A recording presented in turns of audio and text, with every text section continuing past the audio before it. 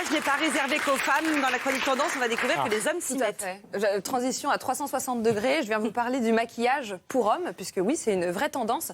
En ce moment, il y a de plus en plus d'hommes qui se maquillent, notamment sur les réseaux sociaux. Il y a beaucoup d'influenceurs, notamment aux États-Unis, qui postent le résultat de leur maquillage et qui donnent des conseils aux hommes et aux femmes pour se maquiller.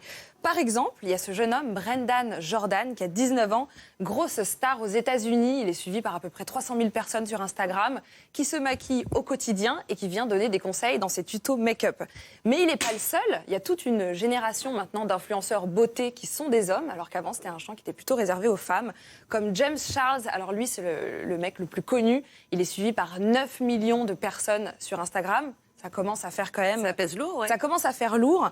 Et alors lui, il fait à la fois du maquillage pour le quotidien et des choses beaucoup plus théâtrales, spectaculaires, comme ce qu'on est en train de voir maintenant. Mais ils sont suivis par des hommes ou des filles? Parce Les que là, deux. globalement, ça tend plutôt vers une féminisation, le maquillage. Mais en fait, ils sont suivis par les deux, parce qu'il y a un côté assez fascinant. Même quand on est un homme, on C'est voit artistique, ça. en tout cas. Voilà, il peut y avoir une connotation un petit peu artistique, mais ils sont suivis par les deux sexes.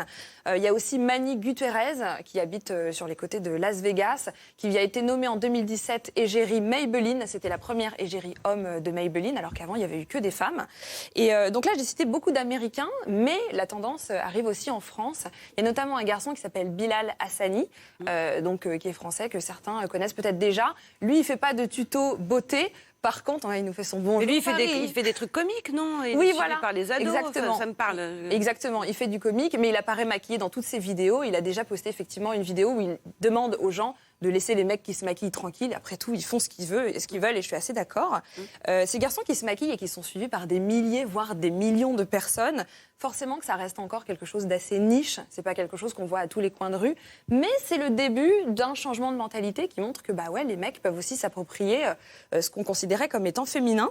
Et puis finalement, ces mecs qui se maquillent et qu'on connaît ça existe depuis longtemps en fait, notamment chez les artistes. Même au XVIIIe siècle, si je ne m'abuse. Oui, il y avait les hommes qui se fardaient. Mais Gérard est maquillé. Avec leur... vous aussi, Gérard, vous êtes maquillé. pour venir en plateau, il est maquillé. Vous aussi, oui, vous bien êtes sûr. maquillé. Oui, C'est vrai. Maquillé d'ailleurs. Mais oui, bien entendu. Ça reste assez le soft. tuto beauté de Gérard Collard. Je l'attends. Mais c'est vrai que ça a été notamment repris par les artistes musicaux. On se souvient par exemple de David Bowie, période Ziggy Stardust, la grosse bouche rouge de Marilyn Manson. Il y avait aussi Brian Molko, le chanteur de Placebo, qui apparaissait toujours les yeux fardés avec du gloss et que toutes les filles trouvaient hyper sexy. Et Robert Smith de Cure pour les vieillards comme moi, pardonnez-moi. Mais... Voilà, deux salles, deux ambiances, David. Et puis, il y a aussi forcément Prince, dont on se souvient, et le chanteur de Green Day, qui apparaissait toujours avec ce maquillage assez rock. Cette tendance du maquillage masculin, forcément, ça titille un peu les industriels en ce moment. Il y a quand même une marge de progression de 50% à peu près, ce qui est énorme.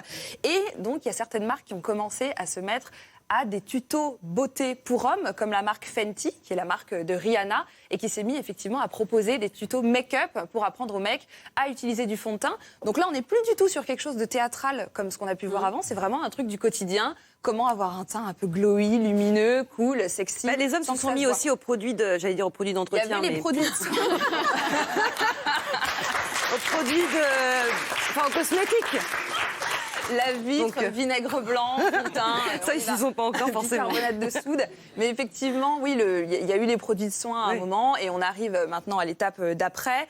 Il y a aussi eu la marque CoverGirl qui, jusqu'ici, prenait uniquement des égéries féminines comme Taylor Swift, Katy Perry, qui a choisi James Charles, dont on parlait tout à l'heure, comme égérie en 2016.